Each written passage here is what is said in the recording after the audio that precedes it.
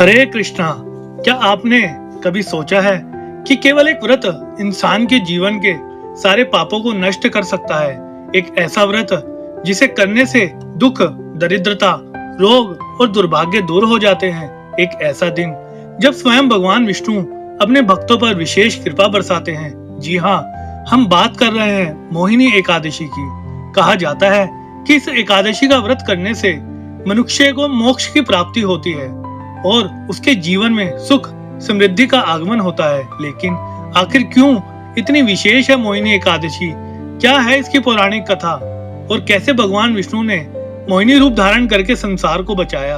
आज के इस वीडियो में हम जानेंगे मोहिनी एकादशी की पावन कथा, इसका महत्व और व्रत करने की सही विधि।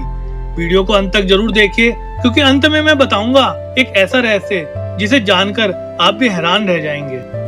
प्राचीन समय की बात है। सरस्वती नदी के तट पर एक सुंदर नगर था जिसका नाम था भद्रावती।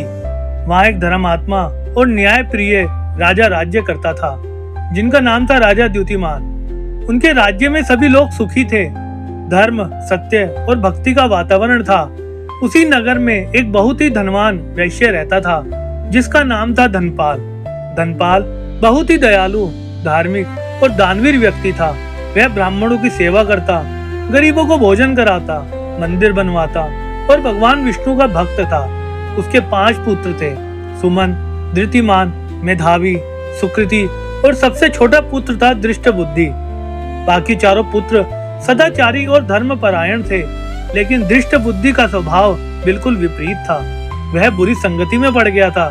जुआ खेलना, शराब पीना, चोरी करना, झूठ बोलना और पाप कर्म करना उसकी आदत बन चुकी थी। उसने अपने पिता की सारी प्रतिष्ठा मिट्टी में मिला दी थी। धनपाल ने अपने पुत्र को बहुत समझाया, बेटा, यह मार्ग विनाश की ओर ले जाता है। भगवान का नाम लो, धर्म के रास्ते पर चलो। लेकिन दृष्ट बुद्धि ने कभी उनकी बात नहीं मानी। एक दिन उसकी हरकतें इतनी बढ़ गई कि नगर के लोगों ने राजा से शिकायत कर दी। राजा ने क्रोधित होकर उसे राज्य से निकाल दिया। अब पिता ने भी दुखी होकर उसे घर से बाहर कर दिया।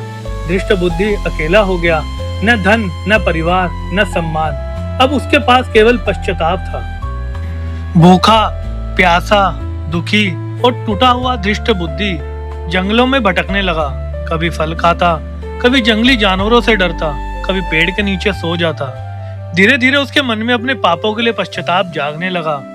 वह सोचने लगा, मैंने अपने पिता का दिल दुखाया, भगवान से दूर हो गया।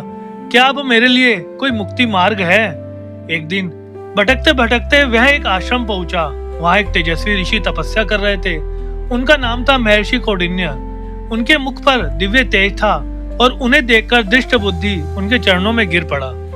दृष्ट बुद्धि रोते हुए बोला, हे गुरुदेव, मैंने जीवन में अनेक पाप किए हैं। मैंने अपने माता पिता को दुख दिया, अधर्म किया। अब मैं पश्चाताप की अग्नि में जल रहा हूँ। कृपा करके मुझे मुक्ति का मार्ग बताइए। महर्षि कौंडिन्य ने ध्यान लगाया और बोले, हे वत्स, तुम्हारा हृदय अब शुद्ध होने लगा है। वैशाख मास के शुक्ल पक्ष की एकादशी आने वाली है। यह मोहिनी एकादशी कहलाती है। यदि तुम श्रद्धा और भक्ति से इसका व्रत करोगे तो तुम्हारे जन्मों जन्मों के पाप नष्ट हो जाएंगे। दृष्ट बुद्धि ने हाथ जोड़कर कहा, हे गुरुदेव, मैं अवश्य यह व्रत करूंगा। फिर एकादशी का पावन दिन आया। दृष्ट बुद्धि ने स्नान किया, भगवान विष्णु का ध्यान किया, उपवास रखा, पूरे दिन भजन कीर्तन किया। उसने सच्चे मन से प्रार्थना की, हे प्रभु, मेरे सभी अपराध क्षमा करें, मुझे अपने चरणों में स्थान दें। उसकी आंखों से आंसू बह रहे थे, लेकिन इस बार वे दुख के नहीं, भक्ति और समर्पण के आंसू थे। उसने पूरी श्रद्धा से मोहिनी एकादशी का व्रत किया। व्रत के प्रभाव से उसका हृदय पूर्ण रूप से शुद्ध हो गया। उसके सभी पाप नष्ट हो गए। कुछ समय बाद दिव्य विमान वहां आया। देवदूत प्रकट हुए और बोले, हे दृष्ट बुद्धि, मोहिनी एकादशी के प्रभाव से तुम पापों से मुक्त हो चुके हो। अब तुम्हें विष्णु लोक की प्राप्ति होगी।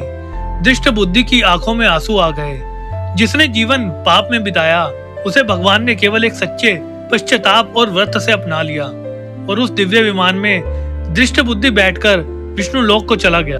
भगवान श्री कृष्ण ने स्वयं युधिष्ठिर को बताया था कि मोहिनी एकादशी का व्रत करने से सभी पाप नष्ट होते हैं, दुर्भाग्य समाप्त होता है धन और सुख की प्राप्ति होती है, मानसिक शांति मिलती है, मोक्ष का मार्ग खुलता है। इस दिन भगवान विष्णु ने मोहिनी रूप धारण कर देवताओं को अमृत प्रदान किया था।